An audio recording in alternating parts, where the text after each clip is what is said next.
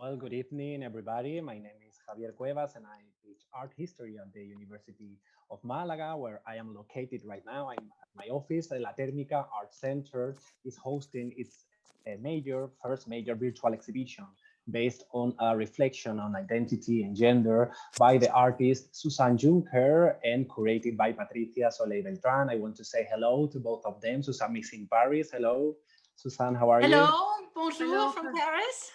Patricia is in Barcelona. Hello, Hola, Barcelona. Javier Hola, and Patricia. Susanne from Barcelona. By the way, Hi later in there. a few minutes, Laura, one of the participants of the project, will join us in the conversation and will explain and talk about her experience. Tonight is the vernissage of this virtual exhibition, so let's talk about it and let's celebrate it. I would also like to greet all the people who are following us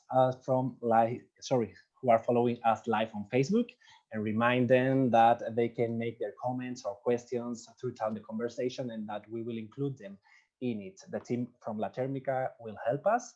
So thank you, Jose, and all the team from La Termica. Susan, Patricia, let's start. I think we can start from the beginning with a few words from you explaining this project, ID, identity. Susan, please tell us when it started, in which cities have been, how many participants. I think you have some photos. Yes, I do. Hi, everybody. I would like to say thank you first to La Termica, to Javier, to Patricia, to Jose, who's doing all the technical mixing, and also to Laura, one of the participants who is going to join us later. And overall, all the participants who have been involved doing the workshop in 2018 and also after when we were planning this virtual exhibition. So ID Identity is a project, is a photo project where people make up themselves without a mirror in front of my camera. And I had the idea in 2026, in 2006, not 2026. I had the idea in the future.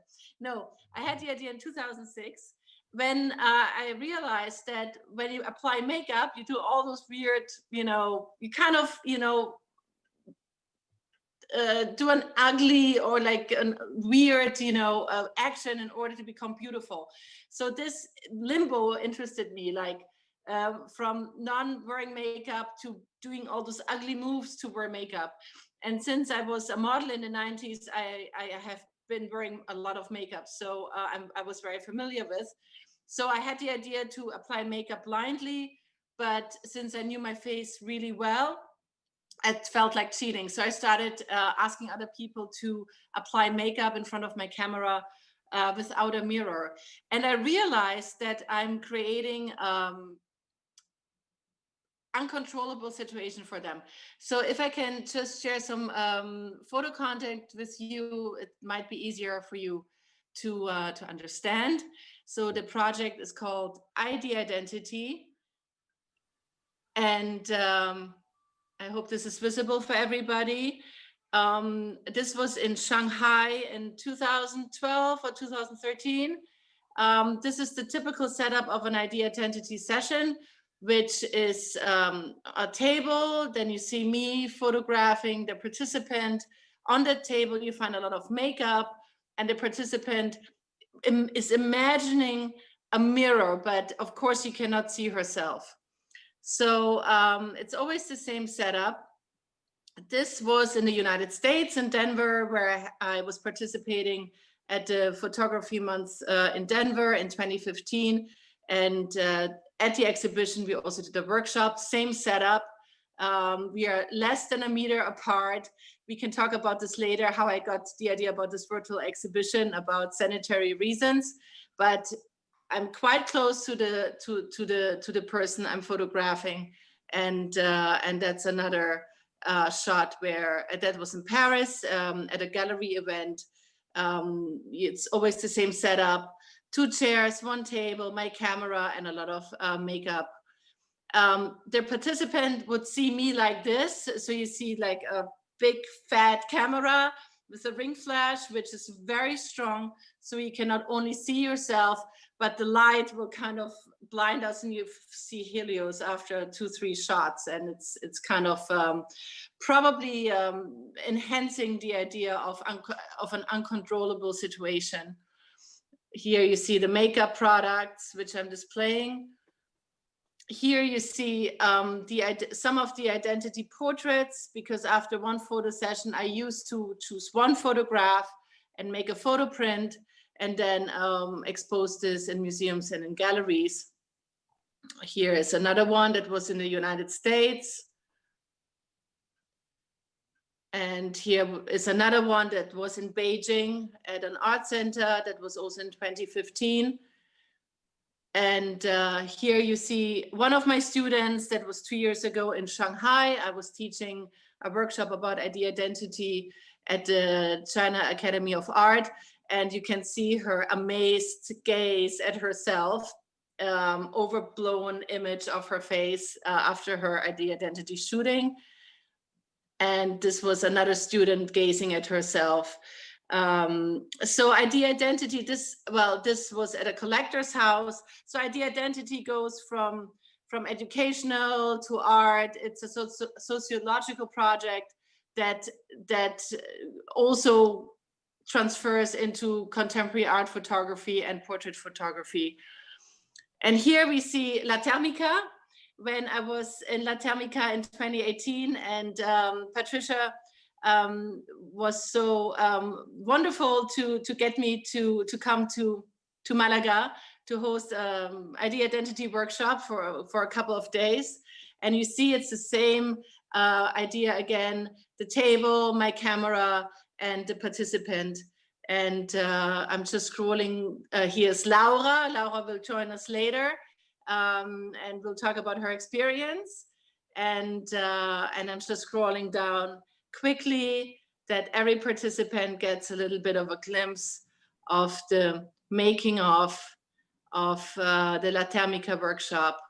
Here you see Monica, one of the participants, after she sees her makeup she had drawn blindly, and there are often big surprises. There's Salome and Annabelle. And it was in total at La Thermica 16 participants. So yes, it was we see the picture with the photos. A very eclectic crowd I photographed. It was a lot of fun. I hope for them as well, but I think it was. Sure. I don't know if you have over there the photo of Patricia, and I would like to know, Patricia, how did you meet Susanne, and how did you end up with this project, this virtual exhibition? Well, this is a very nice story, actually. So thank you, Javier, for hosting this event. Thank you to La Thermica. Thank you to the Málaga de Moda, who first hosted the conference cycle, the cycle of talks that I coordinated for the Carmen Thyssen Museum and La Thermica. Well, it took place in Carmen Thyssen Museum, hosted by Málaga de Moda, el Patronato de Turismo de Málaga, and La Thermica. So I first met Susanne's work, actually, and I'm going to share how I was strolling in Paris. I had an interview with Judith Butler near the Pompidou, and we went to see. I went into the Pompidou, and I met a series of pictures, of postcards, and this was one of them. The perfect woman is alive, and it was obvious by the picture that the person that took it knew exactly, knew very well how to pose. There was this other one called Odalisque. It was the same person. I realized it was the model was taking pictures of herself in mocking and making a critical review of the pictures in fashion photography, sometimes using words. And I really jumped to that conclusion, so to say, because that picture behind of her, I realized it was her as a model. Okay, so I bought all these postcards. I was very excited because I actually was working on the social construction of beauty patterns. I was doing a cultural history of models, which is part of a sociology of the body project, etc. So I immediately got in touch with Susanne, and asked her permission to print her postcards in my academic papers. And this is how I started to dream that, oh, well, I want to take part. I learned about ID Identities project, and I thought I really want to take part in that. And how am I going to do it? And, for years we talked through email, and I think always through email, maybe by phone sometimes, I don't know. But then when the occasion rose in Malaga, I thought, well, this is it. I'm inviting her to give a talk. I invite her to do the workshop, to do a set of ID identity in Malaga. So here's the story. I mean, Susan, you should explain how we end up wanting to do this virtual exhibition, because you phoned me one day very excited. You remember? Dramatically excited. Well, yes, I mean, we all started becoming virtual things since, we all know that, since almost beginning of this year. And I was in lockdown in Paris, like many other people all over the world. And after the first 2 weeks of cleaning everything and putting things away and baking and cooking, survival mode, I was like, okay, what can I do now? And I think sustainability is very important in my work, or if you want to follow a career, or if you want to stay faithful to your ideas, I think sustainability is important. I had a very good time at Malaga, and I really loved this workshop there, and it was very well received. So it's one of my great memories of traveling to a place and working there. But I was just also simply concerned about the people in Spain, because you guys were in lockdown almost 2 weeks or 3 weeks before us, and it was hit really badly. And I thought, is everybody okay? Like, how is everybody doing? I mean, it was just a simple COVID, Corona, worry. And so that's why I got back in contact with Patricia, and I got back in contact a little bit later with every single participant to see what's going on. And I thought, okay, we cannot, just the simple fact of being invited by a museum, or like how Patricia invited me to come to Malaga, all those things, take a taxi, take an airplane, take a taxi, arrive in a museum, meet all the people. And as I was pointing out before, ID identity is a quite intimate project. So now with all those new sanitary regulations, how could I ever do an ID identity photo shoot at the moment with all those makeup products, which are not dirty, but they're not completely sanitized every time. And I'm very close to the participants. So at the moment, this is not going to happen at all. Traveling and also not doing this project. So I thought, okay, but what is there? What did we already create before? And we had met. So this is a project of people and meetings and times we had already spent together. So basically this exhibition is a new how do you say, like, we're boiling it up again, what we have lived during those 48 or 72 hours in Malaga, and now putting it on virtually, because actually I cannot go to Malaga easily. I cannot do another workshop, and there's all this great content what we did.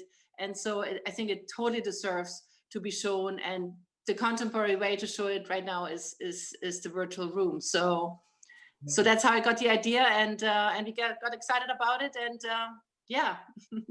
Wonderful. So now we have like and we managed to convince Salomon Castiel, La Térmica directors, to do something that, as far as we know, nobody had done before. So we got involved in it, and here we are, very happy, because it has taken quite an effort. And as Susie mentions, it's been difficult times for a number of us, for all of us basically, and also the team involved.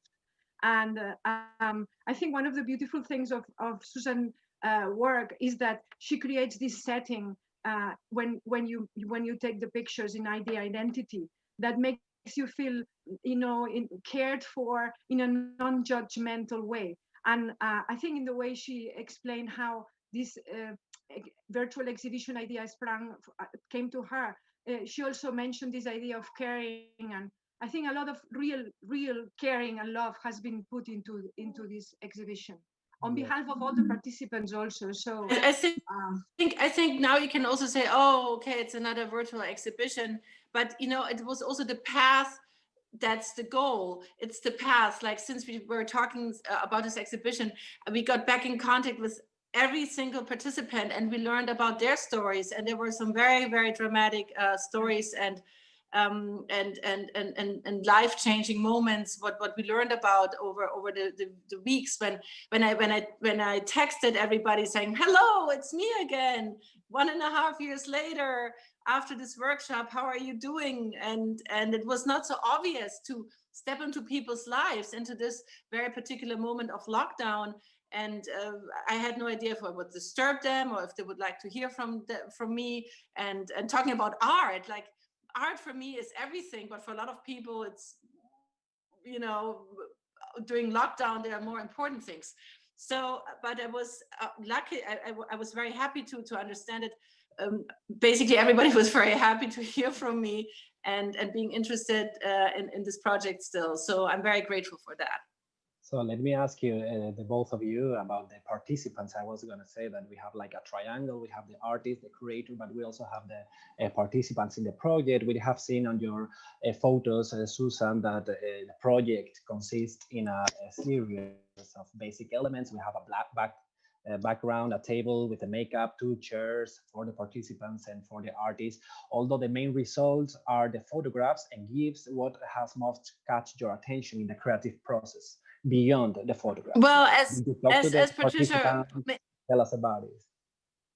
Yes, I guess Patricia already mentioned that. For me, it's really the human touch of it, because I mean, after a lot of after the actual session of idea identity, when people see themselves in the mirror, finally there is a lot of laughter and a little embarrassment, but I guess I made them feel comfortable, or the situation made them feel comfortable. It made them, actually, to be honest, they make themselves feel comfortable. I'm just a tool, because they decide to do that. I'm not you know, asking everybody to to do this. It's all voluntarily, so nobody is forced to do that. So they make themselves comfortable and they laugh at themselves, and it's sometimes really good to laugh at yourself. Then sometimes there were tears. I don't know, it could be any personal moment in their lives that reveals something. It was often with people who put a lot of makeup on and kind of lost themselves in the process of putting on makeup blindly. And then once I had a participant who had just battled skin cancer, and she was very shy coming to the workshop. And then she was almost with fear, but somehow also proudly showing her scars. And it was the first time, or for since a very long time, being photographed professionally, and then in that context. So that was very, very touching. I once had a lady who had never worn makeup in her whole life, and she was in her 80s. She lived in a mountain village in Austria, and she just put little pink cheeks like a doll, and she was done.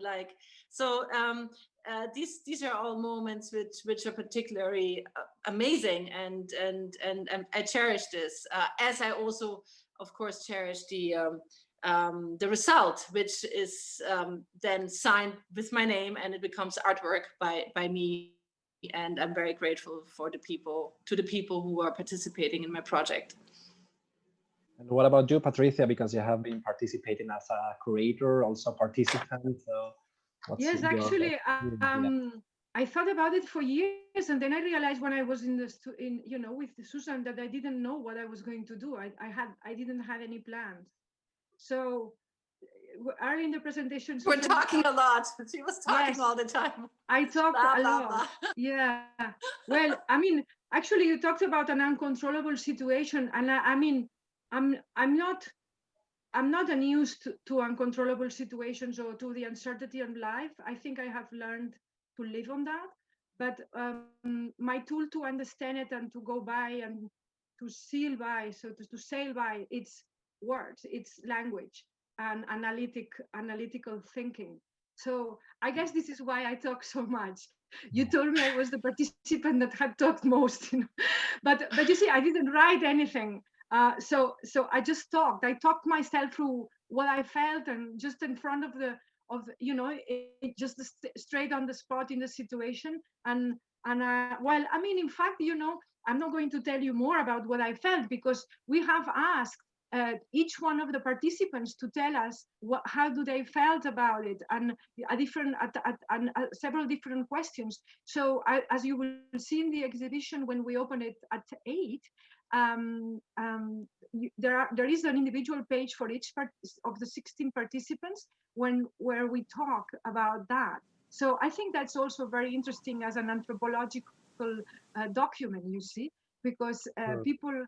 Right, and can I please add that in all those years of ID identity, that's the first time that I got back in contact with participants a year and a half later, or in general get back in contact, to ask them a pretty advanced questioning, like Q&A catalog, what Patricia had developed about this workshop. So actually ID identity, inside outside, you me virtual exhibition at La Termica is the first time in all those years that we have the photos and we have the still moving images, and also the parole, the words from each participant, not right away, not while they're there filling out a form, much later. And also in that context when they were all in lockdown and this was all happening early summer.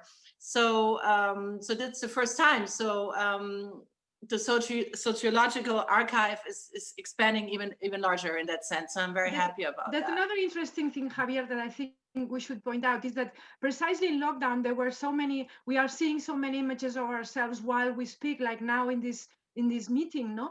And we wanted to talk about that, not how we were seeing ourselves in this representation, in this virtual engagements we have with the people we love, or with work, etc., and how people are peeping into our into our private spaces, and we are peeping into them. Well, except you, that you are in your office, but but then we can see very interesting paintings all over around there and so on. We'll try to say, what does it say there? There's also words written in the wall. But anyway, you see, so we wanted to reflect this which is already inbuilt in Susanne's work, and we can talk about it more now if you want. But we were also capturing this moment, no? I mean, just aesthetically, when I started having Zoom calls, I didn't even know this application Zoom before lockdown, and I believe that even though we had all the tools before you know, the pandemic, I personally have not used video in that sense as we are using it now. But it was really the tiles of the screen tiles of those different faces on Zoom, which reminded me of my installations of ID identity, where you see all those faces, and I thought, why combine, you know, ID identity faces into this kind of idea of Zoom? So this is what we also created with the help of technical help. You will see on the website opening that you have all those, you know, moving images, and they're placed right next to each other, like in a Zoom call. So this was my aesthetic wish for this exhibition to realize. And so that was part of that helped me to get the idea to do a virtual exhibition. Yes, please let me remind people from Facebook that they can send us their questions, comments, and that we will ask them. But this is very interesting, because we have the inside outside of the architecture. We are, I am at my office, you are at your home, and we have outside in the public space. But we also have inside outside our bodies, because you are talking about carrying emotions. So I think your project consists in the inside outside from our body, in the relations with the emotions. You speak, by the way, about the use of makeup to create, Susanne, a window to show the inside of individual people outside. Showing one's inner self is sometimes difficult, even painful process? What has surprised you most as an artist in this process of showing the inside outside? Well, when I proposed this situation of idea identity, I'm proposing an uncontrollable situation. In the 1990s, I was a model, and I was put makeup on all the time, and I was often I did not recognize myself, but that's a job, and you learn to live with it, and it's okay. I mean, I'm definitely not complaining about the modeling times, but what it does to you, it's kind of like really they're putting on, it's like wearing a mask, and then once you're done at 6 p.m. you wash it off, and then you are yourself again. So this is something I grew up with when I was kind of a very young woman. And then I did a lot of self-portraiture. And for me, it's kind of like if I propose the idea identity setup and a participant is willing voluntarily to come into that setup, I kind of feel like that I'm giving him or her all the tools to do a self-portrait, because for me it's so common to be photographed. I was very young when I started modeling. I was 16. For a lot of people, it's very challenging to be photographed in a professional way. So I just, give this opportunity, like, how do you say, I just offer this, and if people are interested to come, I'm amazed that people actually take their time to come, to take the time, to take the subway, to take a car, to come and spend, take 2-3 hours. When I did this project in Shanghai, where I used to live for many years, I had participants that would travel 3-4 hours through the whole city just to be participate for half an hour. And I found this amazing that the interest was so developed to go all the way and to take like this journey to participate. And it's the human side, because I mean we are always saying yes, we're all unique, and then yes, and every single identity portrait I photographed is unique, and not one has ever resembled the other one. There can be maybe some, yes, there's often red lips, or it depends what kind of makeup is in front of you, but there's not one that resembles the other one. And so that still surprises me after more than 350 portraits I have photographed, that there's still, Laura, who will speak a little bit later, she wrote on herself. She was the second person who used words on her face. And the first person was only a few weeks before that, when I was teaching my idea identity workshop in China. And one of my students, she wrote a Chinese character. But Laura was the first one who would write something I could actually read. So it's not a stiff portrait photography. People are moving in front of me. So I'm creating also a situation which is very different to the stiff classical portrait photography. And so it's the human side that surprises me the most every time. And often the hugs and the tears and the laughter. And it's an intimate moment I'm sharing with every participant. Well, this is great, very interesting. I would like to ask Patricia about this concept of replacing the mirror with the camera. You mentioned the optical unconscious from Walter I Benjamin. cannot hear you. Can you hear me? Can you hear me? Javier. ¿Me escucháis? Right. Okay, sorry. I think I had some technical problems. Okay, now can you hear me better? Okay, no, I was telling you that I read on some of your texts that you refer to this conceptual operation of the project of Susanne, of replacing the mirror with the camera. You speak about this optical unconscious. Please tell us a little bit about this substitution of the mirror from the camera. Well, yes, you mentioned in your questions, that the camera is like another cultural object. So is the mirror, of course. but yes, but I think that precisely this proficiency that Susan and I particularly have as former models, we know that cameras reflect our optical unconscious. And I think by now this knowledge is kind of widely shared, because there is a general visual literacy with people that uses their cameras in their mobile phones. Do you hear me well? Yeah.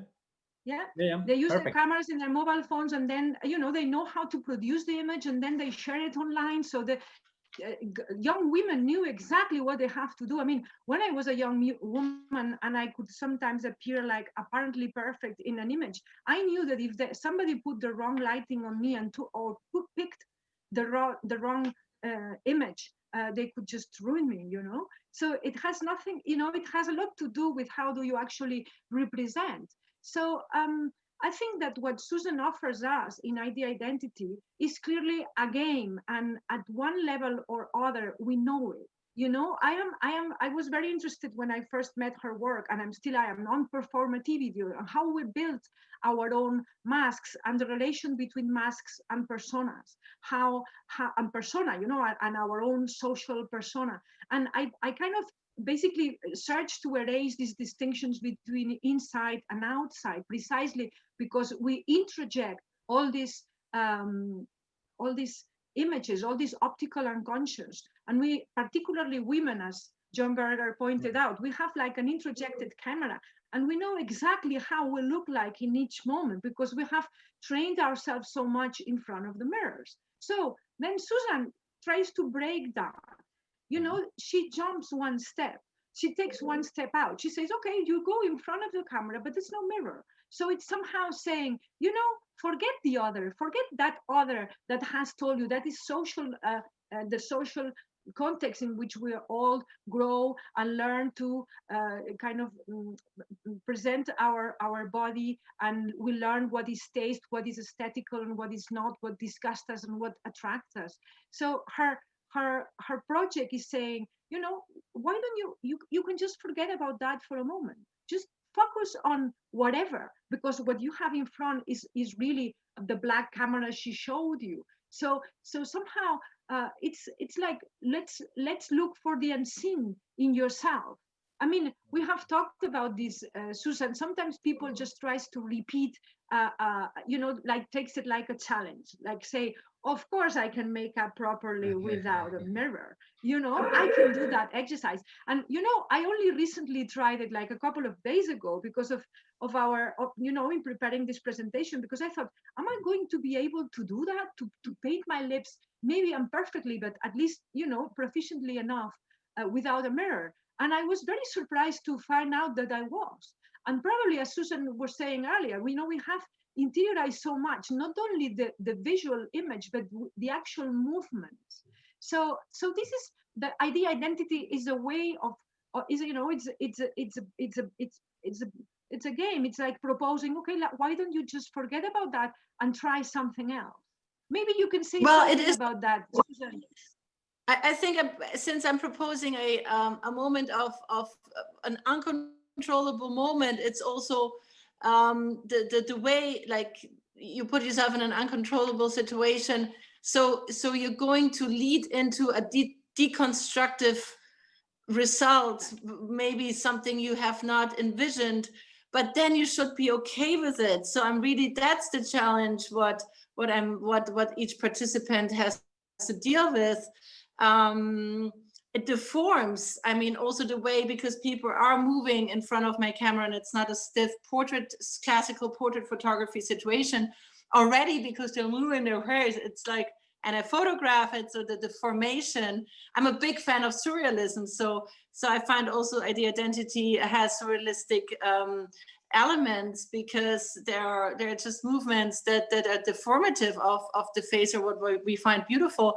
My key questions in ID identity are the questions: what is beauty, and what is perfection? So why is it why is the perfectly red lip perfect and not the smear?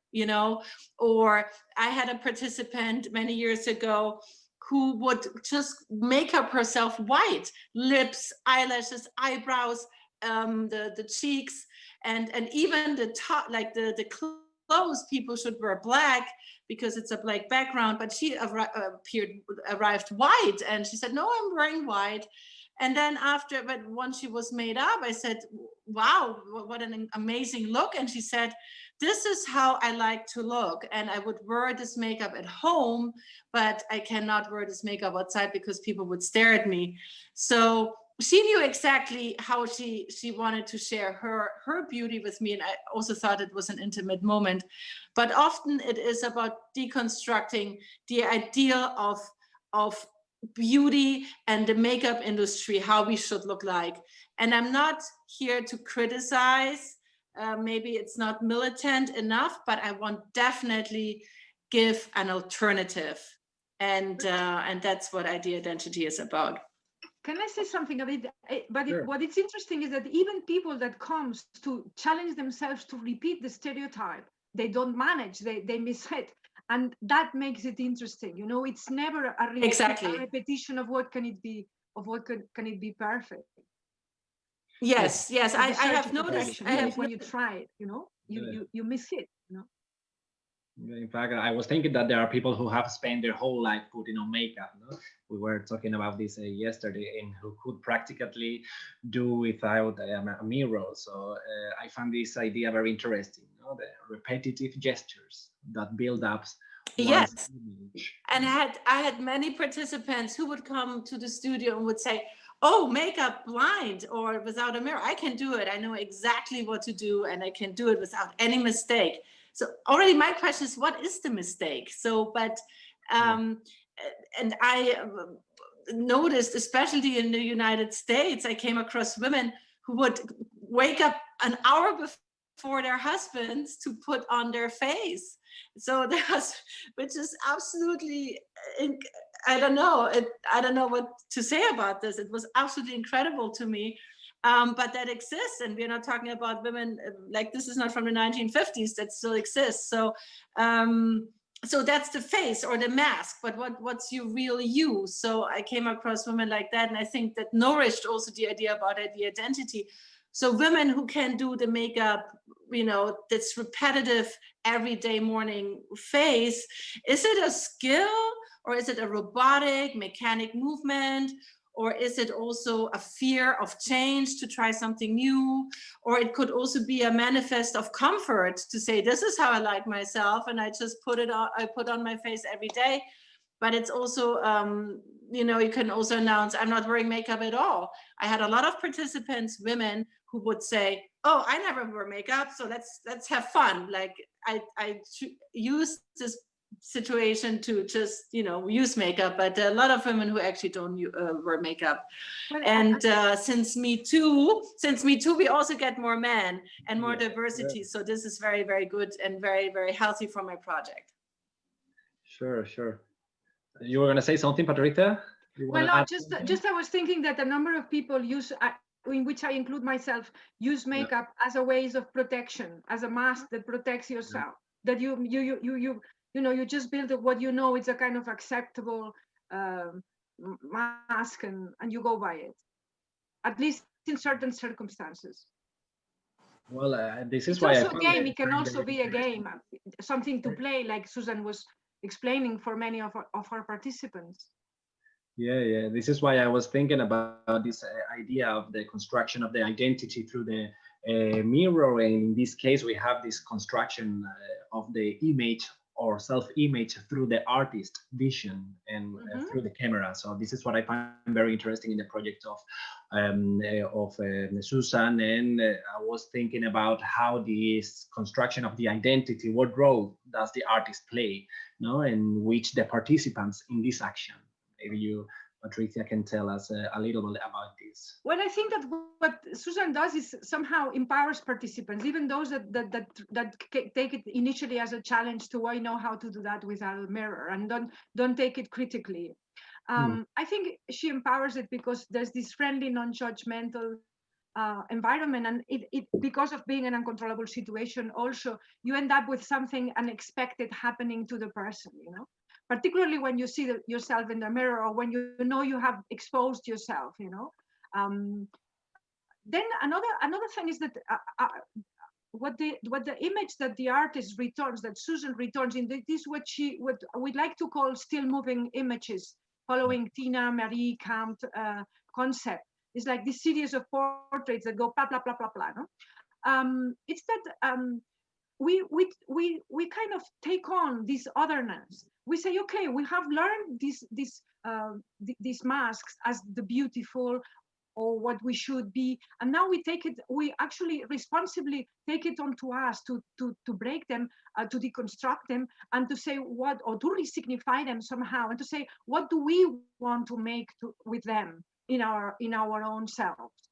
So that is to make the other, to somehow empower, because it makes the other us. Okay, so it makes the other in a massive way. Also, you can try to, I don't know, to think of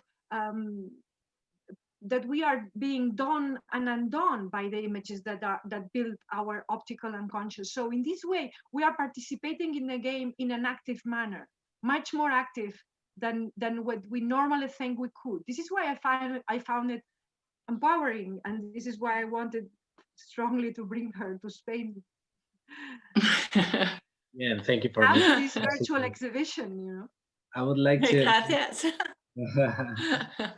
I have seen, Susanne, in some of your videos on Instagram that sometimes you bring the photos to the public space, to some streets and the buildings in your neighborhood in Paris.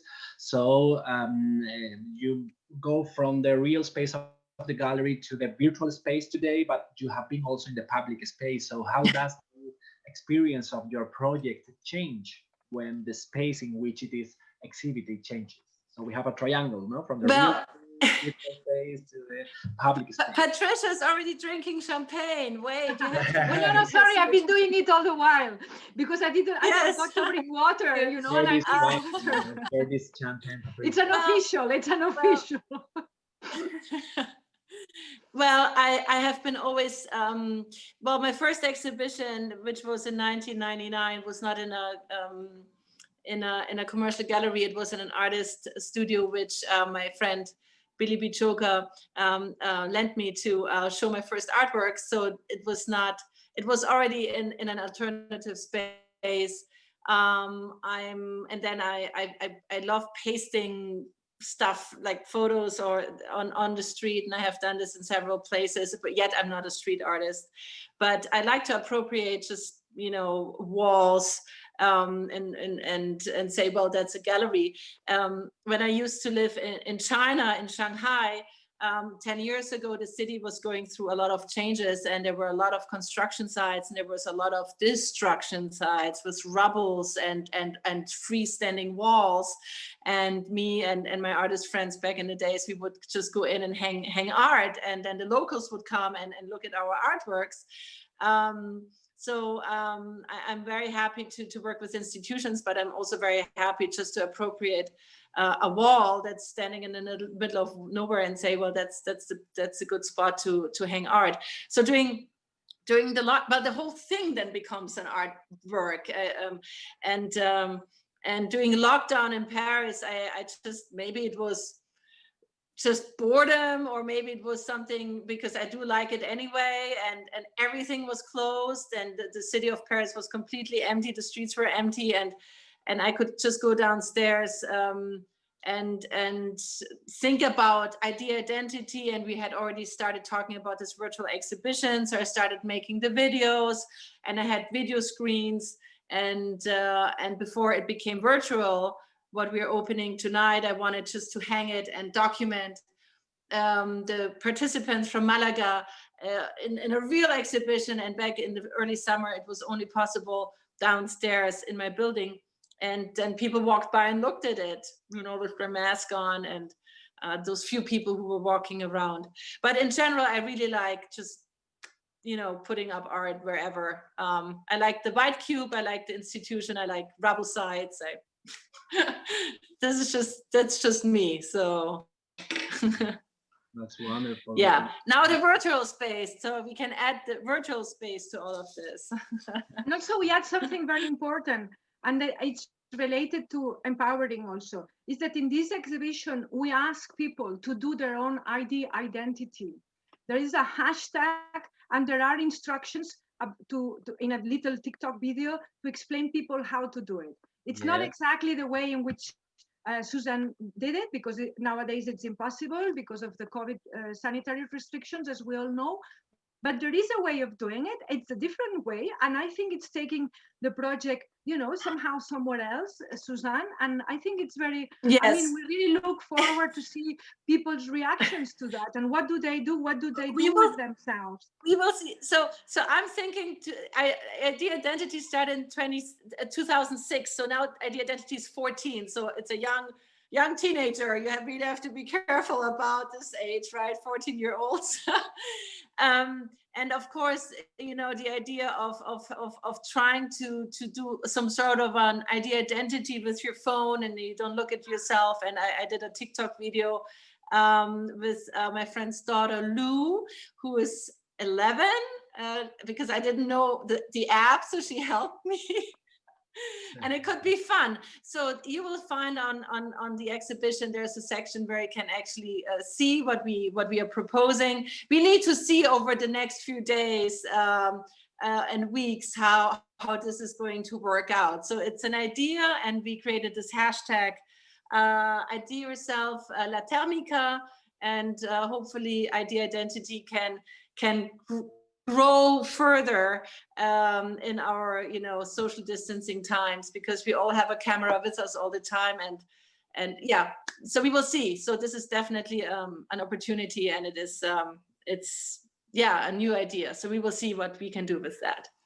Let me tell you, by the way, because we are running out of time and we want to listen to our participant Laura, but let me tell you from Facebook. Yes, Laura. Yes, we have, before we speak with Laura, we have Anna Sam from Facebook. She said, thank you so much, very interesting to listen to you, and that she has participated in the project. Okay, so she says hello and thank you for the project. We also have Martin Moniche, who was part of the project too. Says, dear Susanne, thank you so much. Congratulations for this wonderful exhibition, and you were able to work with these diverse people. So all of them, they thank you a lot for this work. I think we can, because we have like 10 minutes. Should we say hello to Laura? Of course, please. She's been so patient. To her before Hi, Laura. Hi everyone. Laura. Hi. How are you? I need to say, I'm give you a big compliment. Since I have met you at La Thermica, and you participated in ID Identity, we are Instagram friends, and Laura changes her look every week. Yeah, it's amazing. Thank you. Different, and I think this is so cool, because it takes a lot of courage to change. You know, okay, ID identity is one thing, but really change the look a lot is really cool, and I really admire you for that. So thank you so much. It's a pleasure for me. Thank you. Do you want to tell us a little bit about your experience? I have read on your text that makeup as a social mask can be distressing. Just tell us about your experience. Sorry for my English. Yeah, my experience was amazing. When I read the notice in the local newspaper, I was surprised, but I read I'm not an artist, and I told myself, wow, this is my way to in my photos. I make all of this. I'm not an artist. I change my hairstyle every month, and this project reflects the way when I portray to the people, and I love of this event of this. Sorry, I'm so nervous. Great. No, it's okay. Please speak in Spanish. Really amazing. Please speak in Spanish. Come on. Habla español. Lo siento. Yes. Muy bien, Estoy cuéntanos. muy nerviosa. Perfecto, estupendo. Adelante, Laura, cuéntanos. Que fue muy emocionante porque yo leí eso y estaba en un momento como que fue un momento difícil porque yo nunca me suelo maquillar, no soy una persona que me suela maquillar. Y pues para encontrar trabajo y todo eso parece una cosa muy tonta, pero en realidad es así. Y fue muy emocionante ver eso porque cuando ella explicó el proyecto allí en la Thyssen y eso, dices tú, wow, hay personas que se sienten así, ¿sabes? Y aquí en Málaga no generalizo en realidad, pero es muy complicado si te piden un aspecto, te piden unas cosas que a día de hoy tengo gracias a mi trabajo, pero que no conseguía compaginarlo, trabajo con mi imagen y viceversa. Y para mí fue maravilloso el trabajo, estar en un proyecto así. Para mí fue muy importante. Lo siento que estoy No, muy estupendo. nerviosa. Gracias. Thank you so much for showing tell us about your experience. She said, Susan and Patricia, that she has changed a lot from when he made the project till now. I have seen the photos of Laura and I couldn't recognize her. So I think this is very interesting. Well, in fact, you know, in the sociology of the body, there's a name, there's there's a technical term for what Laura does.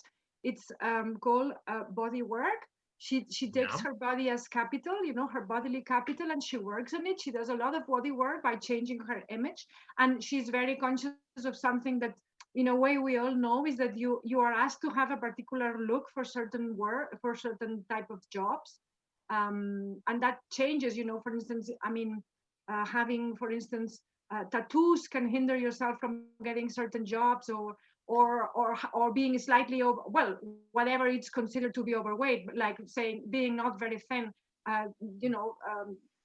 forecloses any work in fashion business, even in a fashion shop. And if you have to work, say, in banks or something like that, you are asked to have a very straight look, no? So I think we're running out of time, and there's something I really would like to mention, Javier. Yes. Can I go for it? It's like, yes, you mentioned in one of your questions about this identification that goes through, you know, in the work while participating in Susanne, and Laura is making it obvious when she told us about her experience. And I want to say that there are certain groups of people that the way in which they identify is precisely refusing to get represented. You know, we discussed this with Susanne, because Susanne has always... Sorry? Is this possible, not to be represented? Well, yes, for instance, refusing to participate in a project like Susanne's, or refusing to get photographed, or not liking to get photographed. You know, like there's some people who wants to do a lot of body work and represent themselves, or self-represent themselves in pictures, and some others refuse to. So I have read this paper that I mentioned in my essay in the website by Tina Kamp, which I mentioned earlier, about this wide group of persons. Before I go into that, Susanne is very concerned in her work to get a variety, to display diversity, as opposed to what fashion business tends to do. So she asks people from all walks of life, of all body sizes, ethnic backgrounds, skin colors, etc., ages, etc.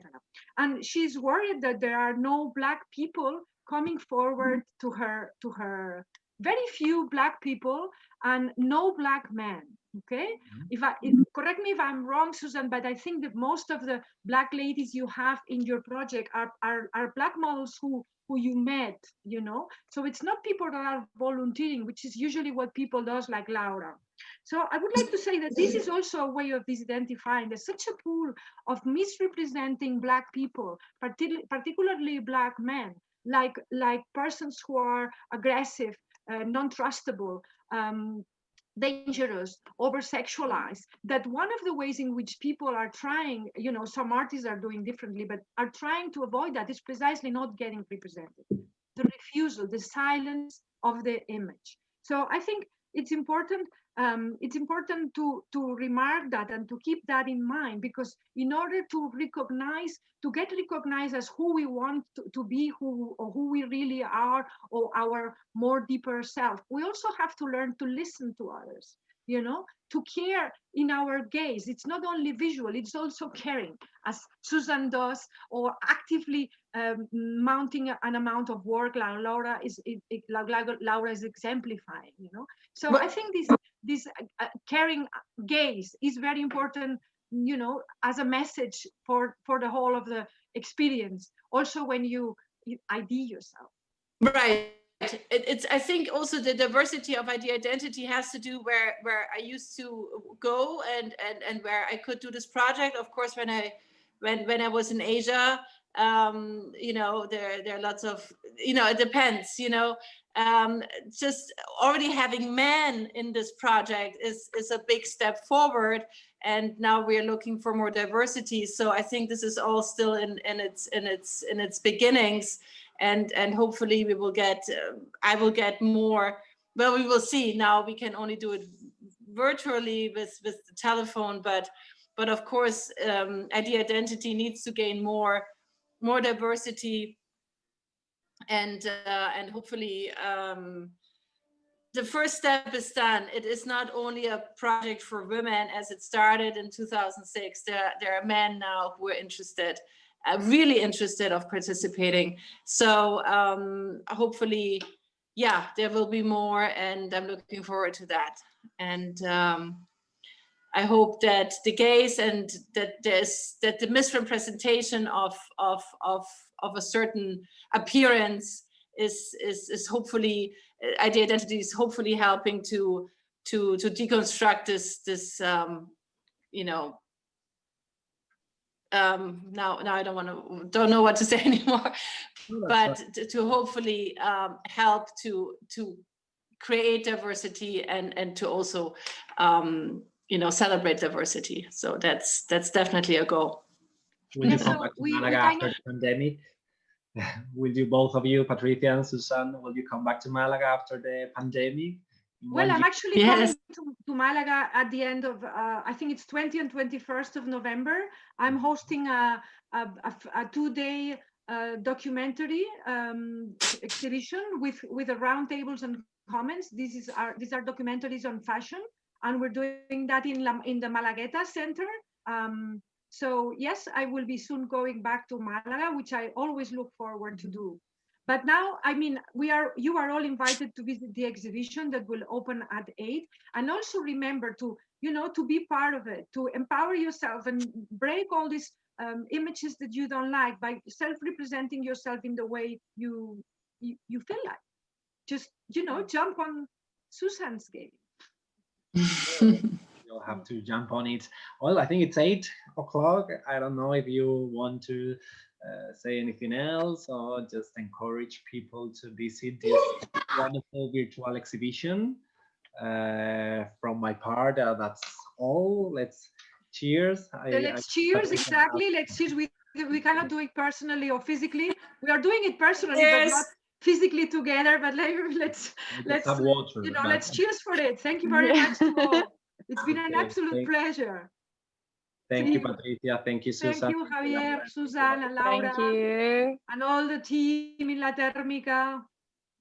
It was a great ride, and it continue. And it was great to see you all online in those not so funny times, but yeah, it just continues. So sure. We're doing our best. Yes. Okay. Thank you. Thank you. Thank you so much. Bye. Bye.